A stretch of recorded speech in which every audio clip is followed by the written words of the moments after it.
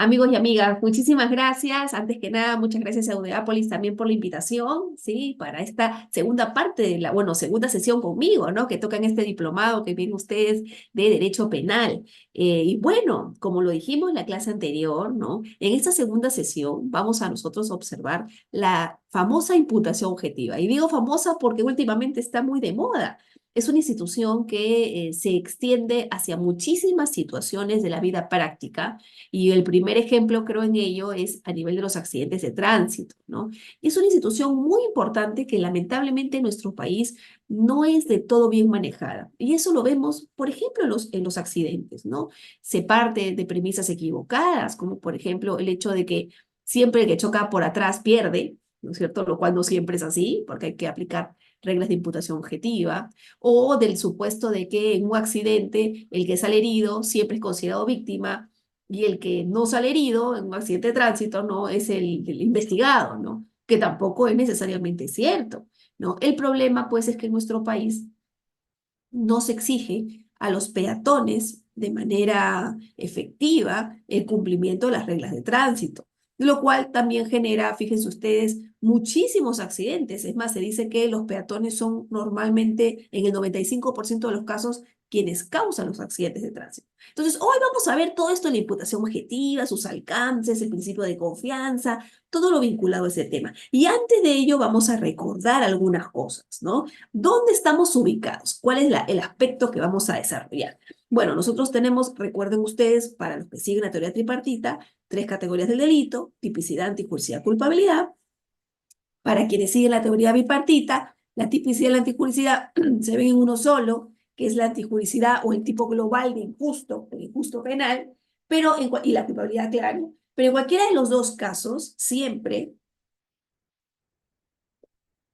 perdón, vamos a tener una distinción a nivel de la tipicidad, llamado también tipo penal positivo o tipo positivo. Vamos a tener esta subdivisión del tipo objetivo y del tipo subjetivo. Aquí lo vemos mejor, miren ustedes. ¿Ven? Tenemos el tipo positivo, que está dividido en el tipo subjetivo, en el tipo objetivo, perdón, el tipo subjetivo, y dentro del tipo objetivo tenemos al sujeto activo, al sujeto pasivo, la conducta típica, el objeto, y aquí también está la imputación objetiva. Y eso es en lo que vamos a trabajar hoy, en esta sesión, en ese aspecto que está ahí marcado de color rojo, que es lo correspondiente a la imputación objetiva.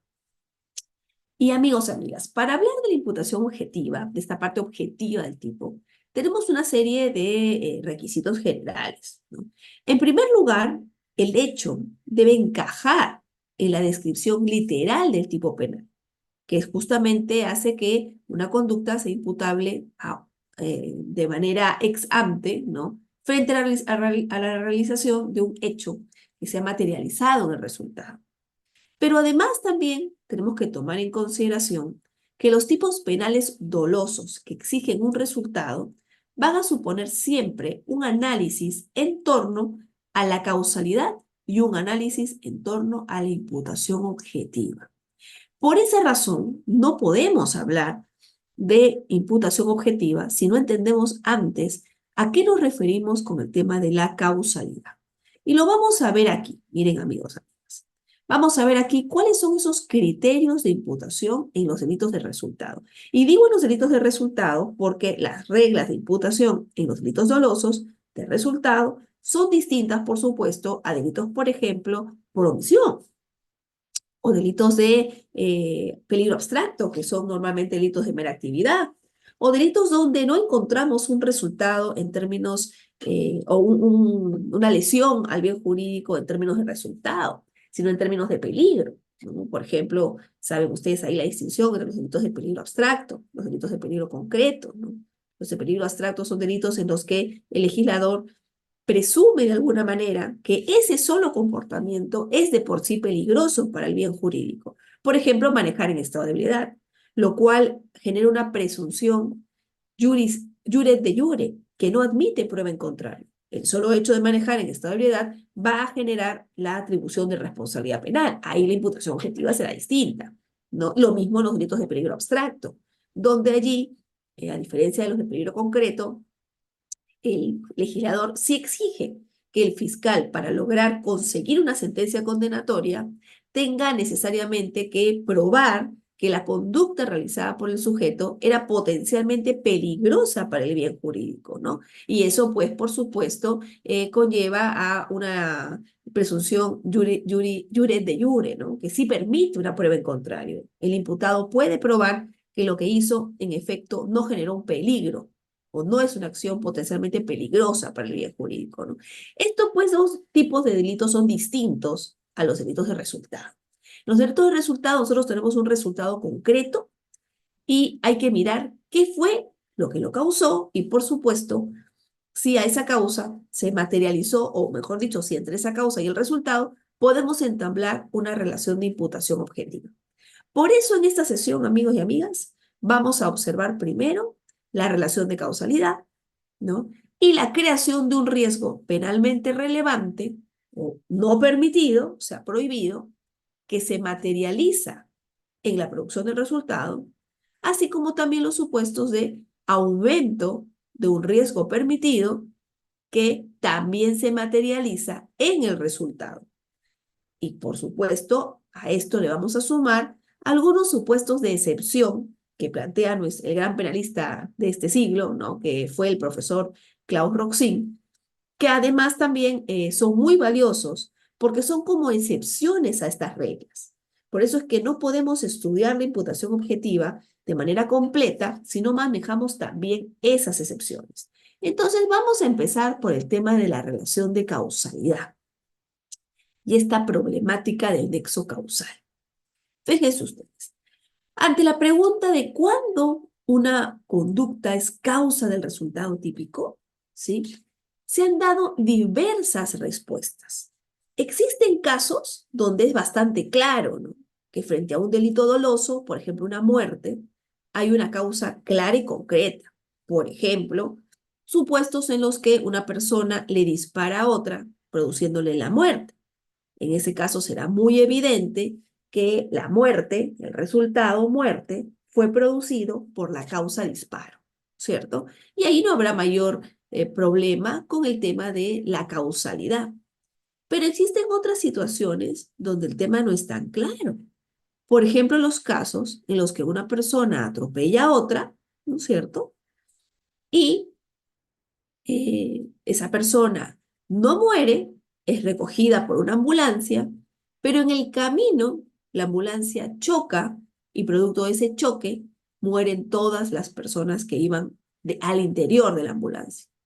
Ahí la pregunta será, oye, esa muerte de esa persona que fue inicialmente atropellada, ¿se generó producto del choque de la ambulancia o producto del atropello inicial? ¿Cuál es la causa? ¿Hay relación de causalidad o no entre la muerte y el atropello inicial?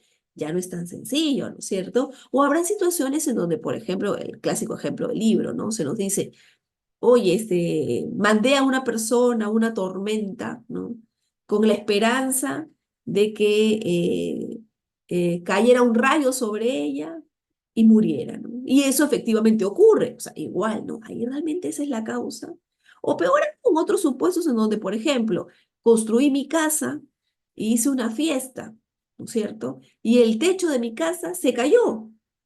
Ahí, ¿cuál es la causa? ¿Fue yo la causa? ¿El constructor? ¿El ingeniero que diseña? ¿El arquitecto? ¿Quién es causa allí? ¿No? Entonces, ahí ya no es tan sencillo. Y por esa razón es que se han dado a nivel de la doctrina diversas respuestas. La primera respuesta fue, históricamente hablando, la teoría de la equivalencia de las condiciones o conditio sine qua non. Esta teoría, como vamos a ver en un momento, da una respuesta de a cuál debemos considerar causa del resultado. Pero también tendremos la teoría de la causa adecuada o la adecuación, para por último analizar y tener también la teoría de la causa jurídicamente relevante. Vamos a empezar entonces por la teoría de la conditio sine qua non o de la equivalencia de las condiciones. Esta teoría plantea que es causa toda condición de un resultado que suprimida mentalmente, a través de una supresión hipotética, haría que el resultado no se produzca. Ejemplo, si una persona le dispara a otra, y nosotros suprimimos el disparo, diremos por tanto que el disparo fue la causa del resultado. Sin embargo, fíjense ustedes, esto no es tan sencillo de determinar, porque ¿y qué pasaría, yo les diría, si también suprimimos la venta de la pistola al sujeto activo? Tampoco se hubiera producido el resultado. O la fabricación del arma, tampoco se hubiera producido el resultado. O a la persona que inventó las armas, tampoco se hubiera producido el resultado. O a quien inventó la pólvora que se colocó en el arma, tampoco se hubiera producido el resultado. Y podríamos así realizar un regreso al infinito, que justamente es lo que se critica a esta teoría. Además, que también se menciona que esta teoría no soluciona los problemas respecto a la determinación de una causa específica. Por ejemplo, el caso en el que yo les ponía del techo de un edificio que se cae, ahí no nos llegaría a determinar qué es lo que exactamente causó esa caída, porque sería causa tanto la persona que construyó la casa, como el arquitecto que diseñó el plano, como el constructor que hizo la casa, como el supervisor de la obra que supervisó que todo estuviera bien, como el de la municipalidad que dio la conformidad de obra, todas serían causas y no estableceríamos nunca una causa específica, ¿se dan cuenta? Entonces, esta teoría pues es criticada por esas razones y eso es la razón también por la que se pasó históricamente hablando a una segunda opción, que es esta opción de la teoría de la causa adecuada o de la adecuación. Esta teoría solo considera causa del resultado aquella condición que de acuerdo con la experiencia general, la experiencia de vida que una persona pueda tener, tenga normalmente la capacidad de producir ese resultado, ¿no? Por ejemplo, ¿no? Uno podría decir que si yo atropello a una persona, la experiencia nos dice que el atropello y el impacto con el vehículo es lo que normalmente le causa la muerte a alguien o una lesión a alguien. Entonces diremos que es el atropello, o sea, el choque, el impacto del vehículo con la persona, si una persona muere, la causa de su muerte, ¿cierto? Y por eso además dice esta teoría que una determinada condición adquirirá la calidad de causa cuando, de acuerdo con la experiencia general, esa sea capaz de producir el resultado. Entonces, claro, uno en el ejemplo que yo les ponía, uno dice, bueno, la experiencia general me dice que si un vehículo atropella a una persona, le causa lesiones físicas externas e internas. Y si esa persona muere, oye, la experiencia general, experiencia de vida, ¿no es cierto?, me dice que murió producto del impacto con el vehículo. Pero, ¿qué pasa? Que esta teoría también admite excepciones a esta regla. ¿Y qué es lo que nos dice? Bueno, claro, dice esta teoría. Sin embargo, hay que considerar que cuando existan opiniones de médicos o de peritos expertos que cuenten con conocimientos especiales que van más allá de la experiencia general, no, entonces ellos sí podrán determinar cuál es la causa y por tanto ya no será la causa que normalmente hubiese sido la escogida de acuerdo con la experiencia general. Así, por ejemplo, si en el caso que yo les ponía del atropello se hiciera una autopsia y posteriormente la autopsia determinara que a esa persona antes del impacto con el vehículo le dio un paro cardíaco o se le reventó un aneurisma en el cerebro que iba a generar definitivamente su muerte, ya no podremos decir que fue el choque lo que mató a la persona, porque prácticamente cuando la persona fue atropellada, ya estaba sin vida o ya había sufrido este ataque, pues no sé, al corazón o este problema en el aneurisma, ¿no? Que igual la hubiera matado, ¿no? Entonces, igual como ustedes se dan cuenta, esta teoría no mantiene su lógica, ¿no? Su mismo razonamiento siempre, sino que admite estos matices, esas excepciones, que hace pues que se le critique por ello. Y por eso, fíjense ustedes, es que también surgió una tercera teoría, la teoría de la causa jurídicamente relevante. que en realidad está hecha, ¿no?, sobre la base de las críticas que se formularon a la teoría de la condicio sine qua non. O sea, la primera teoría que vimos, ¿no?, la de la equivalencia de las condiciones. Y que en verdad busca superar esas críticas, pero a mi parecer, y como lo dice la doctrina también, no llega realmente a superarlas de todo, ¿no? Pero ¿qué hace esta teoría?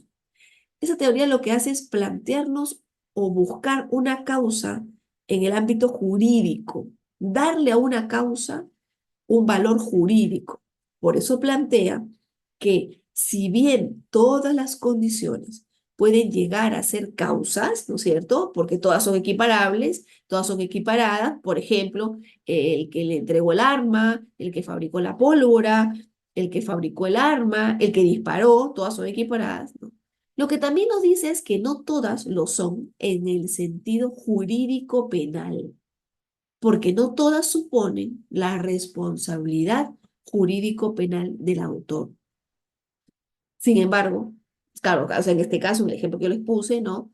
Ahí pues diríamos, oye, pero la que realmente es una causa que tiene sentido jurídico-penal es la que dispara, ¿no? Es el disparo. Las anteriores no tienen mayor relevancia a efectos penales. Pero acá hay un problema que ha generado pues que surjan luego los criterios de imputación objetiva que nos plantea el profesor Roxin, que es que esta teoría no nos dice cómo reconocer qué causa es la que tiene relevancia jurídico-penal. ¿Por qué escojo yo el disparo y no el que le entregó el arma? ¿O no el que fabricó el arma? ¿O el que hizo la pólvora? O por último, podríamos decir, hasta Dios hacemos una regresión infinita, ¿no?, que creó al hombre. ¿Se da cuenta? ¿Cómo escojo la causa, la relevancia jurídico-penal? ¿No? Igual en el caso de la caída del techo del edificio, ¿no? ¿Cómo escojo cuál fue la causa relevante desde el punto de vista jurídico-penal? La construcción, el diseño del plano, la falta de supervisión, ¿no?, el propietario del inmueble, ¿cuál sería, ¿no?, la causa, ¿no? Y por esa razón, fíjense ustedes, amigos y amigas, es que frente a esta imposibilidad de parte de estas teorías de realmente brindarnos una respuesta satisfactoria frente a quién le voy a atribuir el resultado, es que surge la famosa teoría de la imputación objetiva del resultado. Esta teoría, como les decía, lo que nos dice es que tenemos que atender a dos supuestos muy claros. En primer lugar, la creación de un riesgo no permitido que se materializa en el resultado producido, porque, ojo, no es cualquier riesgo, es un riesgo prohibido por el ordenamiento, algo que yo no debía hacer, que además se materializa en el resultado, o sea, que genera el resultado, ¿no? Y en segundo lugar, un incremento de un riesgo permitido, que, ojo, es permitido, pero que al incrementarse ya genera un riesgo adicional, ¿no es cierto? Un plus, ¿no? Y que además produce un resultado. La inexistencia de resultado, obviamente, me deja sin pie para hablar de imputación objetiva. Por eso es que la creación del riesgo prohibido se tiene que materializar en un resultado. Ejemplo del riesgo prohibido, el disparo. Si yo le disparo a alguien, estoy creando un riesgo prohibido. Obviamente, disparar no es algo que esté permitido en nuestro ordenamiento. Pero ejemplo del incremento de un riesgo permitido, manejar. Manejar es un riesgo permitido, pero ir a exceso de velocidad implica incrementar ese riesgo permitido. Pero el solo hecho de ir a exceso de velocidad no genera nada. Ese exceso tiene que materializarse en la producción del resultado. Entonces, como verán ustedes, aquí tenemos la creación de un riesgo prohibido que se materializa en el resultado y el incremento de un riesgo permitido que se materializa en el resultado. Esas son las reglas generales, ¿no? Pero, como yo les decía, y aquí viene la mejor parte, hay excepciones a esas reglas. Y son las excepciones las que tienen que llamar nuestra atención, porque son estos supuestos que excluyen la imputación objetiva los que normalmente no se aplican adecuadamente en el ámbito jurisprudencial. Por ejemplo, no se suelen aplicar en el ámbito de los delitos de tránsito, ¿no? Y eso pues genera atribuciones de responsabilidad claramente contrarias a la ley, ¿no? Primer ejemplo o primer supuesto. Hay muchos. Yo he escogido los más importantes, diría yo, ¿no? Porque, bueno, claro, son los supuestos eh, que tal vez son más los más olvidados, pero los que más incidencia pueden tener en la práctica, ¿no? Por ejemplo, por la disminución de un riesgo, ¿no?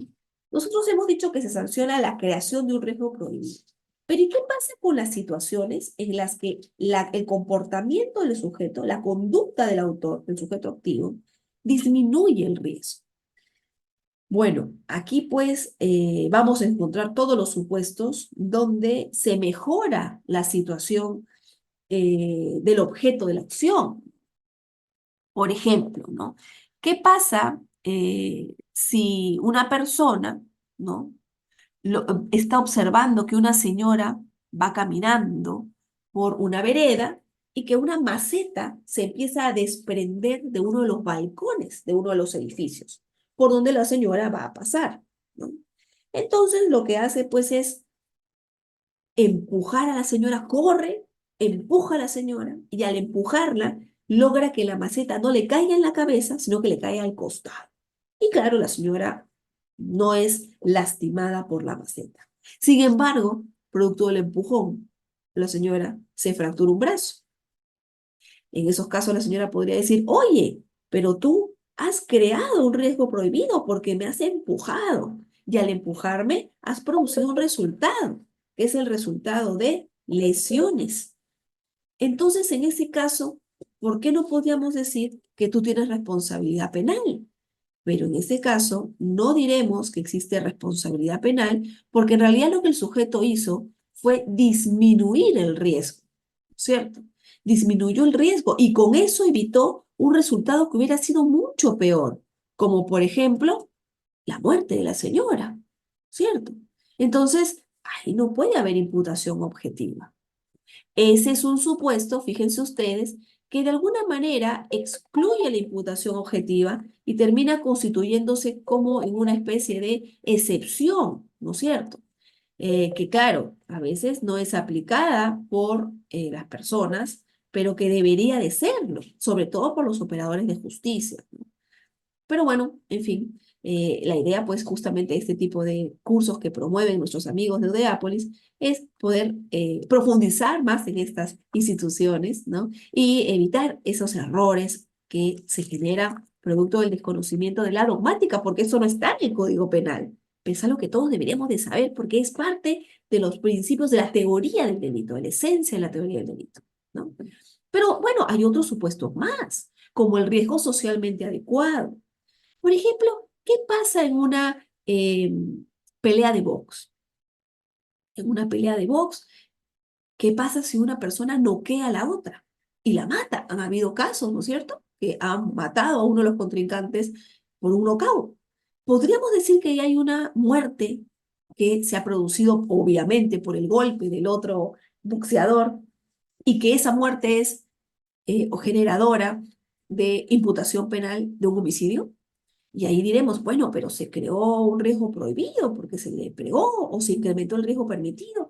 Y ahí fíjense, lo que realmente ocurre es que hay una excepción, que es el riesgo socialmente adecuado. Las personas han aceptado participar en ese deporte. Y es socialmente adecuado que en una pelea de box exista obviamente la posibilidad de un knockout. Entonces ahí no podemos decir que hay imputación objetiva del tema del homicidio. ¿Se dan cuenta? Lo mismo ocurrirá cuando estamos hablando de un resultado que se genera fuera del ámbito de protección de la norma de cuidado. Cuando la norma no está pensando proteger ese tipo de situaciones, también es que se excluye la imputación objetiva, ¿no? Ahí, por ejemplo, tenemos que tomar en cuenta que el fin de protección de la norma se refiere a esa conducta creadora de un riesgo que de alguna manera,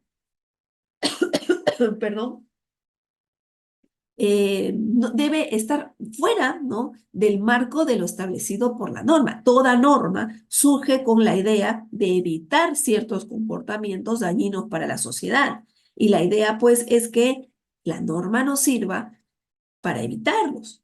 Pero cuando el resultado se dio fuera del ámbito de protección de esa norma, no tiene mayor sentido sancionar en esos casos, ¿no? Ejemplo, nosotros nos pone ahí el profesor Roxy un ejemplo, ¿no es cierto?, de los pinceles de cabra. Ustedes saben que los pinceles, la cabra, en los pelos de cabra, tienen un bacilo que puede generar la muerte, ¿sí? Eso es un virus, como un bacilo, ¿no? Y claro, por eso se desinfecta con una sustancia especial. Y nos pone el ejemplo de un fabricante, de una persona que producía los pinceles de cabra y que tenía una serie de trabajadores, ¿no? Que producían también los pinceles, ¿no? Y claro, ¿qué pasó? No desinfectó con el producto, con el químico necesario correspondiente a estos pelos de cabra. Y eso hizo que cuando los trabajadores manipularon, muchos se contagiaron de un bacilo. Pero ¿qué pasó? Que cuando se analizó los trabajadores se dieron cuenta que esta era una especie distinta, o sea, que era un bacilo como evolucionado, ¿no? Como los virus que van evolucionando igual.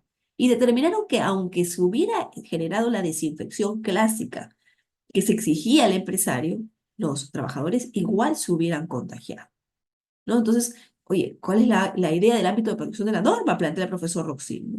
Y lo mismo ocurre con el tema de la conducta alternativa conforme a derecho. ¿Qué significa esto?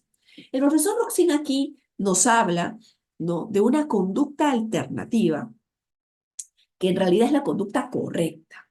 Voy a poner un ejemplo para que esto quede mejor, se entienda mejor. Imaginemos el caso de, de una persona que está estacionada, ¿sí?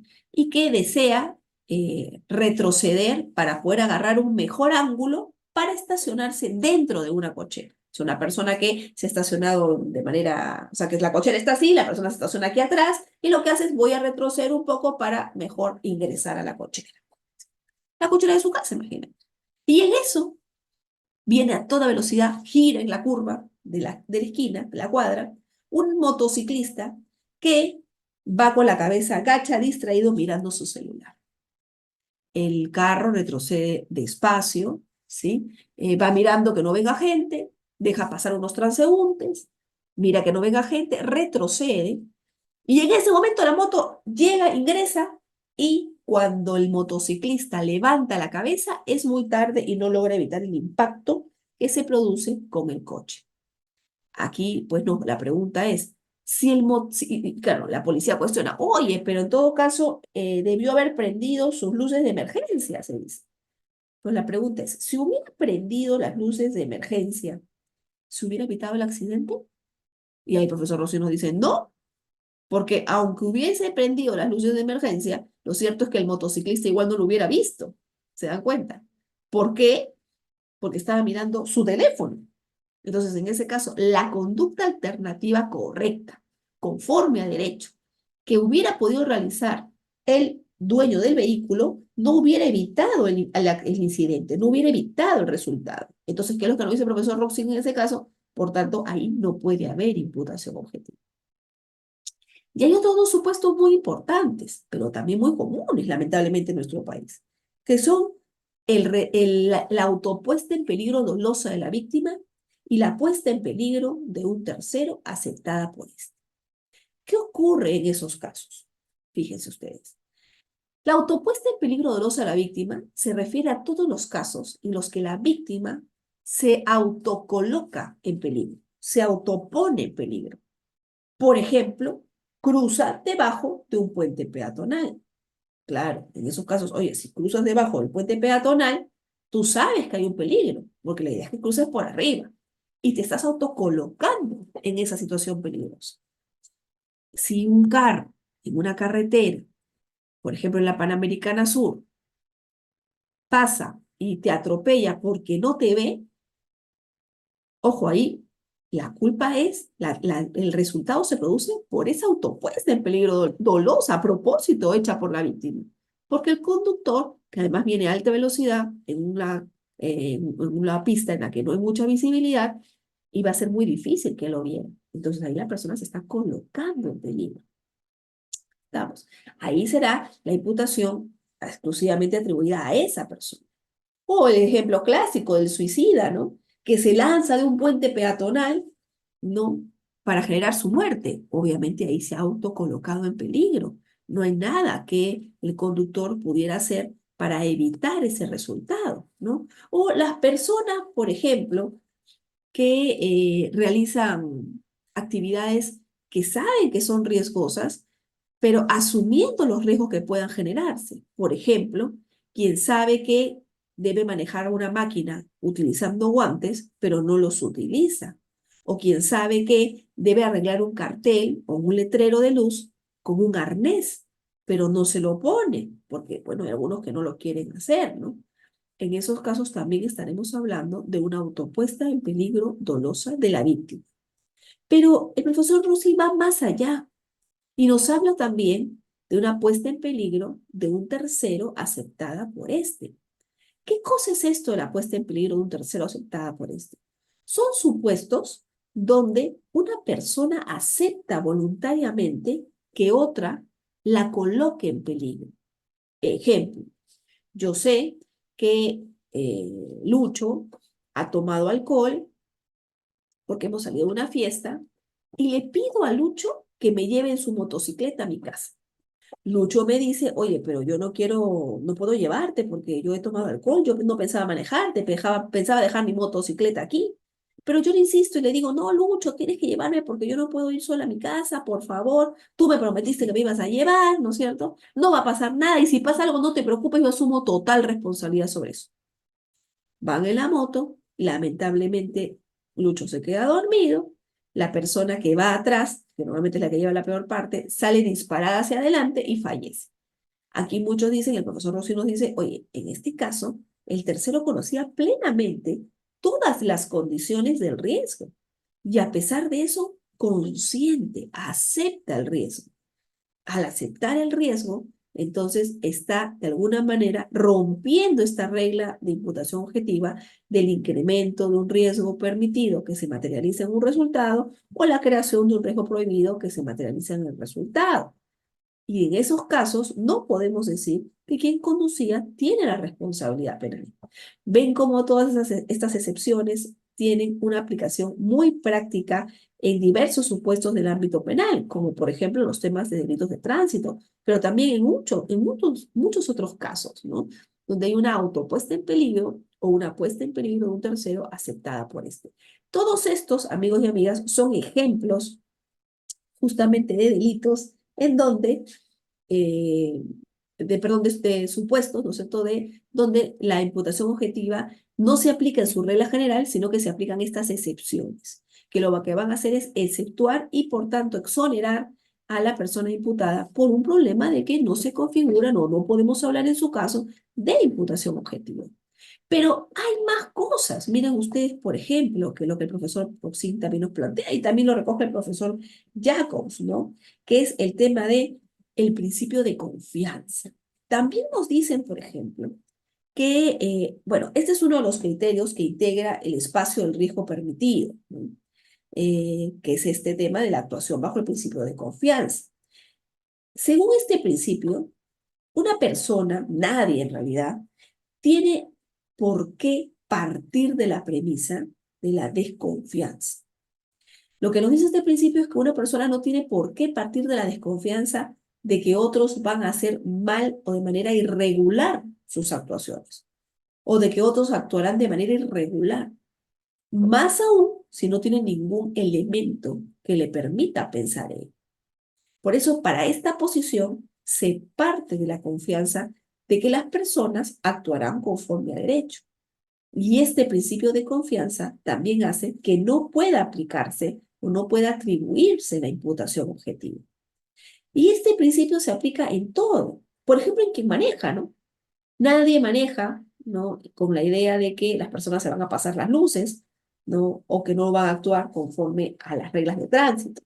Sé que en el tránsito hay un supuesto especial, ¿no? Que es el principio de la seguridad, que obliga también a los conductores, sobre todo en nuestro querido Perulandia, ¿no?, a conducir de manera defensiva, ¿no?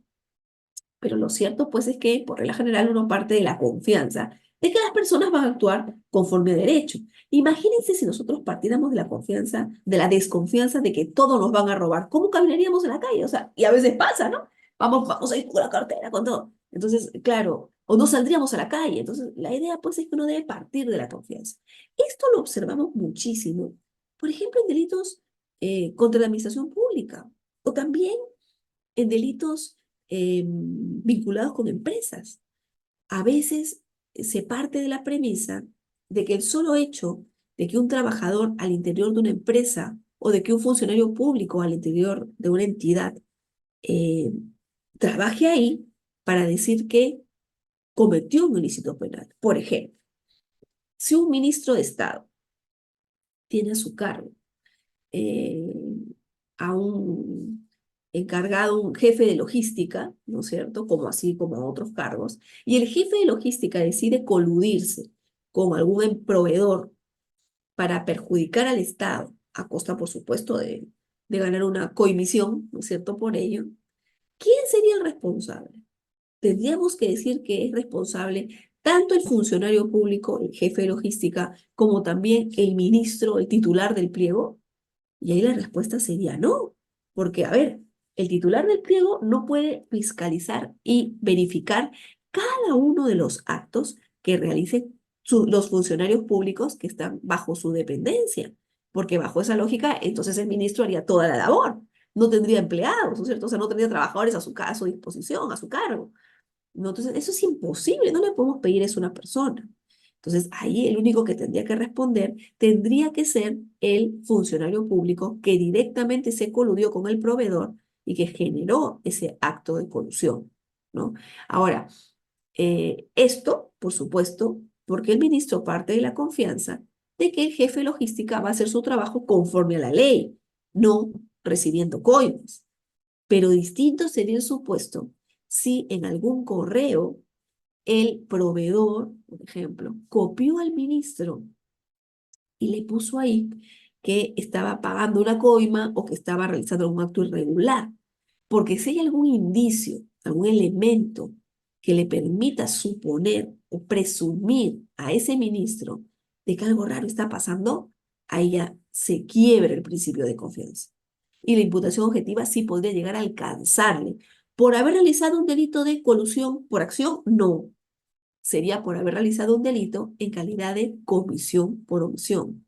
O sea, por haber realizado el delito de colusión, pero en comisión por omisión. Porque el ministro tiene una posición de garante propia de su cargo, que además asume voluntariamente de velar por los bienes del Estado y buscar que todos los trabajadores cumplan con su trabajo de manera debida. Si no lo hace, entonces ahí también podríamos decir que hay imputación objetiva, ¿no? Lo mismo a nivel de las empresas, ¿no? A nivel de las empresas igual.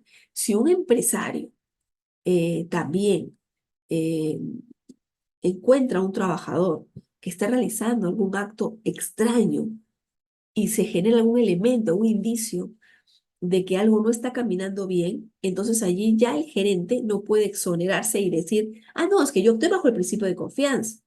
¿Por qué? Porque ya hay un elemento que le permite romper, que quiebra ese principio de confianza y que le haría tener responsabilidad no solo al gerente de la empresa, sino por supuesto sería al trabajador que cometió el acto delictivo y al trabajador de la empresa, pero no por acción, sino en comisión por omisión. Eso, por ejemplo, amigos y amigas, es lo que pasó en el caso McDonald's. En el caso McDonald's no solo se está atribuyendo responsabilidad a el gerente de la tienda, ¿no? Donde se generó este lamentable incidente donde dos personas murieron electrocutadas, ¿no? Por una máquina dispensadora, ¿no? Que estaba pasando electricidad, decían. Sino que también se llegó a abarcar a otros funcionarios de mayor nivel porque ellos tenían un chat de WhatsApp, que es muy común en nuestros días, donde compartían toda la información y porque en ese chat sí se había reportado que la máquina dispensadora estaba pasando electricidad y todos lo leyeron. Ese hecho rompe el principio de confianza. Uno ahí ya no puede decir que estaba actuando sobre la base o sobre la confianza de que todo estaba ok. ¿Por qué? Porque ya se lo habían dicho. Por eso, amigos y amigos, moraleja, mucho cuidado con hacer que nos incluyan en todos los grupos, ¿no? Ahora está de moda que nos incluyan en todos los grupos de WhatsApp, porque uno solo debe estar en los grupos de la información que va a leer. Si uno va a estar ahí de adorno porque en realidad no lee nada, es mejor no estar. porque entonces con eso yo también puedo empezar a generar responsabilidades porque se presume que lo que recibo en el WhatsApp yo lo leo. Y ahí se puede quebrar el principio de confianza que podría eventualmente exonerarnos de una imputación de un resultado por constituir una excepción a la imputación objetiva, ¿no? Entonces, bueno, amigos y amigas, no quiero abarcar más allá porque sé que deben tener ustedes muchas preguntas, ¿sí? Así es que regreso con Reader, ¿no? Que es nuestro organizador, para que nos pueda decir cómo vamos a proceder con las preguntas. Muy bien, muchísimas gracias, doctora. Están nuestros participantes atentos, más de 680 conectados. Y así que, doctora, muchísimas gracias. Antes, para continuar con la ronda de preguntas, y muy agradecidos con usted, como siempre, con la institución Judiciápolis. Doctora, estamos en el diplomado en teoría del delito. Aún estamos con clases en vivo. ¿Por qué llevar un diplomado, sobre todo con usted, doctora, y la cual estamos muy felices? Tenemos al doctor Jorge Pérez, que es un muy buen profesional.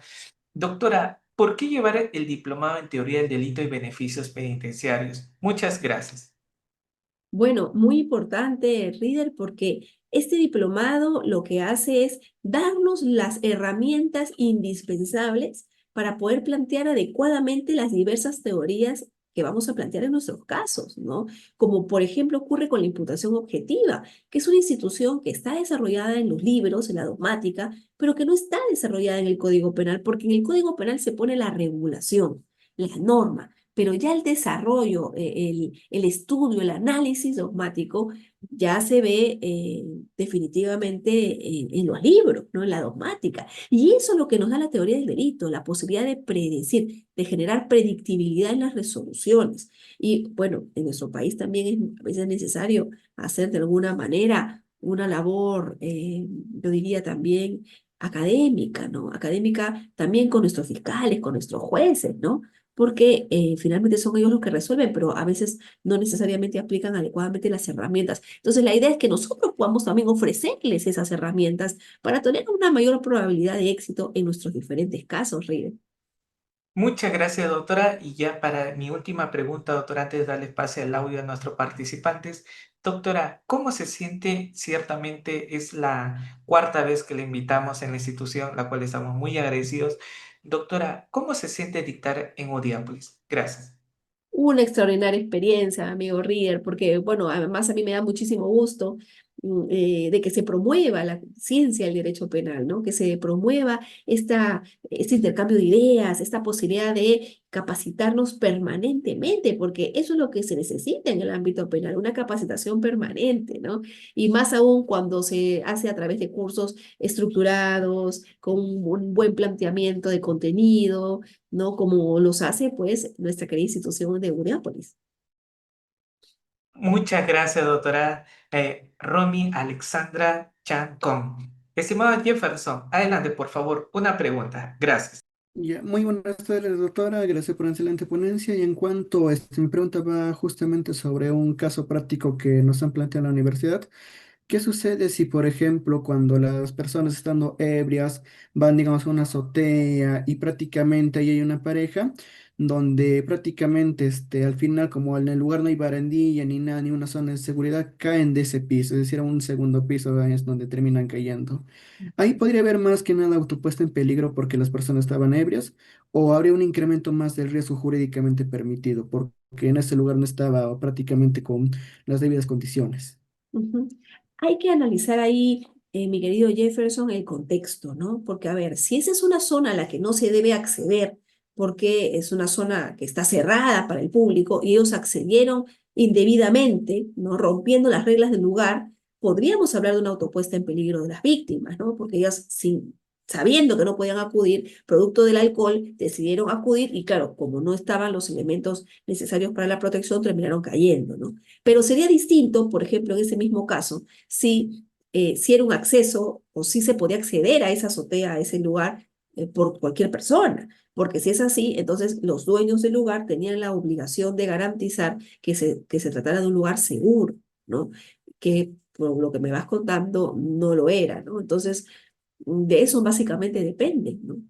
Siempre hay que analizar el caso concreto. Muchas gracias, doctora. Doy pase a Camilo. Por favor, doctor Camilo, una pregunta. Gracias. Doctora Pemichan, un gusto, doctor, un placer escucharla y siempre atenta a sus clases. Doctora, me quedó claro el tema de la responsabilidad y el tema del principio de confianza en los delitos contra la administración pública, ¿no? Mi pregunta va relacionada, doctora, a la responsabilidad en el caso de delitos ambientales, teniendo como premisa esto que es toda una estructura, ¿no? El EIA, los expedientes técnicos, entonces, ¿en qué fase se aplica o se desvincularía esa aplicación de este principio y hasta dónde alcanza en todo caso la responsabilidad? Porque recordemos que son los funcionarios los que firman y los ingenieros. Gracias, doctora, por su respuesta. No, gracias a usted, Camilo. Claro, lo que pasa es que los delitos ambientales ya estamos hablando de otras figuras también, porque muchas veces se recurre al uso también de delitos de peligro abstracto, donde los criterios de imputación son un tanto distintos, ¿no? O de peligro concreto, no de resultado necesariamente. Sin embargo, a nivel de la administración pública que debe fiscalizar esas actuaciones, yo te diría que el alcance que va a tener va a ser o va a estar en función a en qué momento se rompe el principio de confianza con el que deben actuar los funcionarios públicos, ¿no? Hay situaciones en donde ya hay una, por así decirlo, omisión en la supervisión adecuada de las empresas y esa omisión también puede generar responsabilidad penal, porque la responsabilidad penal se genera tanto por un hacer como también por un no hacer, en comisión por omisión, por ejemplo, respecto a esos delitos, ¿no? Entonces, allí va a depender mucho del caso para ver si podemos hablar de una ruptura de este principio de confianza con el que trabajan los funcionarios de la administración pública, en este caso de los organismos reguladores, y con eso poder analizar si existe o no imputación objetiva. Muchas gracias, Claro. doctora. Doy pase a Anthony. Adelante, por favor, una pregunta. Gracias. Sí, ¿qué tal? Buenas noches, doctora. Muy enriquecedora su ponencia, principalmente para hacer una consulta respecto a la autopuesta en peligro, hablando del delito de estafa. Yo practico en la fiscalía, entonces hubo un caso bastante particular por el delito que ya he mencionado, que es estafa, pues en las que a la fecha se entiende y es muy común realizar compras por Marketplace, que es en la página de Facebook, donde muchas personas pueden ofrecer. Entonces, centrándonos en el caso en particular, una usuaria pues realizó una compra por la suma de 5.000 soles sin adoptar una debida diligencia. Es entonces que en la primera instancia pues se archivó, en sede de fiscalía se archivó. La señorita pues presentó su recurso de elevación de actuados y el superior se pronunció diciendo en el extremo de que asumir la posición de que toda persona debe al momento de realizar una compra, pues el hecho de exigir la debida diligencia sería exigir un filtro que el delito de estafa no requiere. Entonces, en función a ese fundamento principal, ordenó pues a la fiscalía volver a realizar ciertas diligencias correspondientes para investigar la presunta comisión del delito de estafa. No sé cuál es su opinión respecto a esta posición, ¿no?, que adopta la Sala Superior respecto a la debida diligencia que es exigible en cuanto al primer elemento determinante para la comisión de este delito, que es el engaño. Entonces, quisiera Muy bien. escuchar. Sí, ahí fíjate, Anthony, yo creo que lo que ha faltado analizar es que junto con la estafa y la autopuesta en peligro de la víctima, hay algo que también nos dice la víctima dogmática, ¿no? Que es justamente el análisis que tenemos que hacer en un delito de encuentro, como es el delito de la estafa, donde se encuentra el estafador con el estafado, ¿no? Respecto de la víctima, ¿no? Por eso es que no cualquier engaño puede anular una estafa. Y sí es correcto que la victimodogmática nos obliga a exigir de parte de la víctima ciertos deberes mínimos de diligencia que pues justifiquen de alguna forma que sí se aplique y que intervenga el derecho penal. Y sobre eso, mira, te diré que alguna vez un profesor español me dijo una frase bien dura, ¿no? Me dijo, es que hay que tomar en cuenta una cosa, ¿no? Dice, el derecho penal eh, no exige comportamientos heroicos, eso está claro, no nos exige que nos comportemos todos como Superman, ¿no? Porque lógicamente cada persona va a actuar sobre la base, pues, de sus temores, ¿no? No me puede exigir que yo ayude a alguien si estoy en pánico, ¿no? Pero tampoco protege, así como no exige eso, me dice, tampoco protege, me decía, a los tontos, a los excesivamente tontos, ¿no? A los que no han tenido un mínimo deber de diligencia para actuar. Entonces yo creo que en ese caso habría que analizar claramente si la víctima realmente cumplió con lo mínimo indispensable para poder contrastar que no se encontraba en una estafa. porque la víctima dogmática sí exige hacer un análisis en el delito de estafa también desde la perspectiva de la víctima. Y ahí, por ejemplo, puedes leer a la profesora Nuria Pastor. Ella tiene un libro, es una profesora española, que habla justamente del engaño en el delito de estafa, ¿no? Y cómo es que la víctima puede también contribuir con la configuración del delito y eso en algunos casos incluso llevar a la no responsabilidad penal. Muchas gracias por la pregunta. Muchas gracias, doctora José. Estimado Melgarejo, adelante, por favor, una pregunta. Sé preciso, por favor, estimado Melgarejo. Puedes activar tu audio y si no, doy pase a Fernando. Fernando, adelante, por favor. Una pregunta. Fernando Pino, puedes activar tu audio. A ver, creo que ningún... Ahí está Fernando. Adelante, por favor. Una pregunta. Doctora Romichan, muy buenas noches. Ante todo, muchas gracias por la ponencia, muy clara, muy precisa y sobre todo con los ejemplos precisos para poder entender estas excepciones a la imputación objetiva. Doctora, mi pregunta va a un caso práctico. Ocurrió que un familiar mío estuvo manejando en una carretera de noche y desgraciadamente No, atropelló. Fernando, dispénsame en ningún caso particular. Sí, tengan en cuenta, no pueden pronunciarse ningún ponente referente a un caso particular. Adelante, estimado Melgarejo, está activo tu audio. No te escuchamos, estimado Melgarejo. A ver, doctora, nos dicen a través de chat, Mario Puente. Buenas noches, doctora. Cuando un local comercial tiene memorando municipal en el centro, ¿habría una omisión? Gracias, doctora.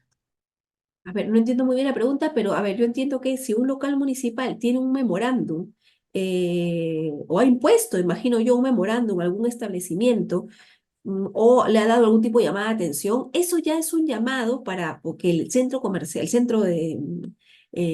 comercial, ¿no es cierto?, pueda corregir las actuaciones, porque ojo, si se generaran resultados producto de ese llamado de atención que no se lograran o que generaran, o producto de la no subsanación de esa llamada de atención, por ejemplo, observaciones en un tema de licencia de funcionamiento, observaciones respecto a algún establecimiento comercial, los resultados sí serían imputados, no solo ya ahí a los que trabajan en el centro comercial o a los que trabajaban en la tienda, ¿no? Sino incluso podría llegar hasta las personas que son las que dirigen esas tiendas. ¿Por qué? Porque ahí ya hay una razón por la cual se habría roto el principio de confianza, ¿no? Hay elementos para pensar en ello. Muchas gracias, doctora. Nos dice Franklin. Doctora, buenas noches. ¿Cómo distinguir la puesta en peligro de un tercero acepta por este como el dolo eventual? Asimismo, cuando se considera para excluir la imputación objetiva y cuándo para imputarle dolo eventual. Gracias. Ujú. Claro, lo que pasa es que son dos figuras distintas. O sea, el dolo eventual es una forma de dolo, ¿no? Porque hay tres tipos de dolo: el dolo directo, dolo de segundo grado, de consecuencias necesarias, y el dolo eventual, ¿no? Que son un mecanismo a nivel del tipo subjetivo para cometer el delito. Y la imputación objetiva, por otro lado, está pero a nivel de del tipo objetivo. Entonces, cuando hablamos de imputación objetiva es las razones por las cuales yo atribuyo responsabilidad, imputo a una persona un resultado que puede ser doloso, pero que también puede ser imprudente. Entonces, en el dolo eventual se asume la producción del resultado. No se quiere el mismo, pero se asume la producción del resultado. Y eso es lo que conlleva la responsabilidad penal, pero no tiene nada que ver con la imputación objetiva de manera directa, ¿no? Entonces, son dos instituciones que se analizan en dos momentos distintos a nivel de la teoría del delito. Muchas gracias, doctora. Doy pase a Henry y con Ale cerramos los dos. Adelante, Henry, por favor. Una pregunta. Henry Palom Aiza, bienvenido. Doctora, muy buenas noches, un gusto escuchar su ponencia. Doctora, quería hacerle la siguiente consulta. En la actualidad, porque he escuchado algunas versiones de doctores, ¿qué es lo que penaliza el derecho penal? ¿La acción voluntaria o los resultados? Muchas gracias, doctora. Es que todo depende, Henry. En algunas ocasiones penaliza el desvalor de acción, o sea, la acción. Y en otras ocasiones penaliza el resultado, o sea, exige acción más resultado. Y te voy a poner ejemplos para que quede más claro. Por ejemplo, en el caso de manejar en estado de ebriedad, ahí el legislador no penaliza el resultado, penaliza la acción, sanciona la sola acción. El solo hecho de manejar en estado de ebriedad ya es un delito, haya muerte o no haya muerte. Pero un homicidio sí se requiere un resultado, con lo cual el derecho penal penaliza el desvalor de acción, pero seguido de un resultado. Si yo disparo y no mato a nadie, no pasa nada, ¿no es cierto? Porque el solo hecho de disparar no es un delito. Yo tengo que disparar para generar el resultado. Entonces, depende de la técnica legislativa que quiera utilizar el legislador en función al bien jurídico que quiera proteger. Muchas gracias, doctora. Y por favor, antes de darle pase a Ale, doctora, siempre realizo esta pregunta al doctor Fran Almanza y entre otros docentes que están en nuestra institución. Doctora, ¿cómo yo puedo acreditar el dolo eventual y la culpa consciente? Gracias. Bueno, es bastante complicado porque en realidad la diferencia no se visualiza, sino que está dentro del cerebro de la persona, ¿no? En la culpa consciente, yo no quiero que se produzca el resultado, pero confío en mis habilidades para evitarlo, en que nada malo va a pasar, en que todo va a estar bien, ¿no? Pero en el dolo eventual, ¿no? Yo tampoco quiero el resultado, pero no es que confíe, sino que no me importa. Y ahí, Rainer, yo creo que hay que recurrir mucho a los indicios, a los elementos que están alrededor. Y ojo, cuando no se pueda probar que la persona no le importó el bien jurídico, el fiscal debe inclinarse por un tema imprudente, ¿no? Porque si no podría perder todo el caso. Si yo imputo un tema de homicidio doloso y no logro probar que realmente la persona asumió la producción del resultado, que le importó un pepino el bien jurídico, como dicen, ¿no? Entonces ahí va a quedar, se va a archivar el caso, ya no se va a poder retomar por un tema de homicidio imprudente, ¿no? Entonces, el fiscal ahí tiene que escoger muy bien sus batallas, pero es una guerra, no es tan sencillo, ¿no? Y eso es lo que ha llevado a que muchos propongan la eliminación de la voluntad en el análisis del dolo y la teoría cognitiva del dolo, que yo creo que a nivel de las personas naturales no tiene mayor asidero, pero sí a nivel de las personas jurídicas, que recordemos, ahora ya tenemos la responsabilidad directa de la persona jurídica llamada responsabilidad administrativa de las personas jurídicas. Ahí yo creo que sí tendría más sentido aplicar teorías como el dolo cognitivo. Muchas gracias, doctora. Y Ale, vas a tener el honor de la última pregunta de la noche. Adelante, por favor. Gracias. Buenas noches, doctora. Excelente ponencia. A ver, mi pregunta va en relación a un operativo policial. Ya, en un operativo policial, el jefe a cargo delega funciones a sus subordinados inmediatos y luego ocurre un resultado con relevancia jurídico-penal. Luego de ello, el jefe a cargo quiere invocar el principio de confianza. En ese escenario, ¿calza la figura del principio de confianza? Gracias. Depende, mi querida Ale, porque depende de si el jefe dio las órdenes conforme a ley. Si el jefe, por ejemplo, le dijo a las personas, a los policías a su cargo, necesitamos hacer un operativo, recuerden ustedes que los límites que la policía tiene son estos, hay que trabajar de tal manera, y algún policía excedió sus funciones e hizo algo que no estaba dentro del plan previsto por el jefe y que no era parte de las órdenes del jefe, entonces allí esa persona tendrá que responder por ese exceso realizado que generó un resultado. Y por supuesto, el policía, el jefe dirá, pero yo actué sobre la base del principio de confianza. Yo actué en la creencia de que todos mis subordinados se iban a comportar adecuadamente, ¿no es cierto? Pero no lo hice. No lo hicieron, ¿no? Entonces eso no me lo puedes atribuir a mí, a no ser que yo haya observado un indicio de que no iban a actuar conforme a la ley, ¿no? Ahora, distinto sería el caso, por supuesto, si el jefe sabe que sus subordinados van a realizar actos arbitrarios y es más, entran todos con esa consigna, porque ahí el jefe, aunque no haya participado directamente en el operativo, sí responderá en comisión por omisión, ¿no? Es más, incluso el profesor Roxin plantea la autoridad mediata en aparatos organizados de poder.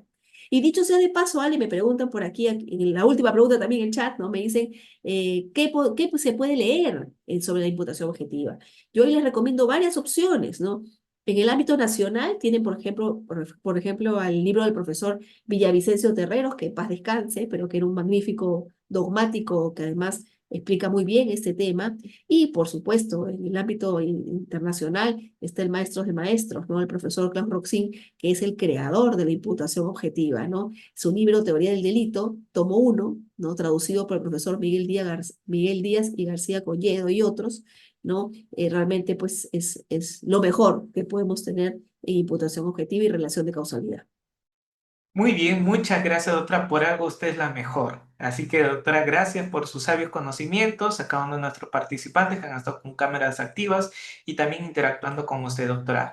Doctora, nos vemos en una siguiente exposición porque sí, realmente, como siempre nos caracteriza una institución, le invitamos siempre con anticipación. Y estamos nuevamente muy agradecidos. Cuídese bastante, que Dios la bendiga. Y ya para ir cerrando, ¿cómo la podemos encontrar por redes sociales, doctora? Gracias.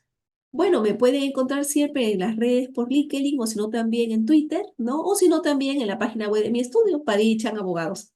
Muchísimas gracias, Reader, y muchísimas gracias a todos y a todas los que hasta ahora de la noche están aquí un viernes. Esa es la pasión por el derecho penal, ¿no? Que espero que no se pierda nunca porque es lo que realmente motiva nuestra ciencia, ¿no? Y la hace crecer. Muchas gracias.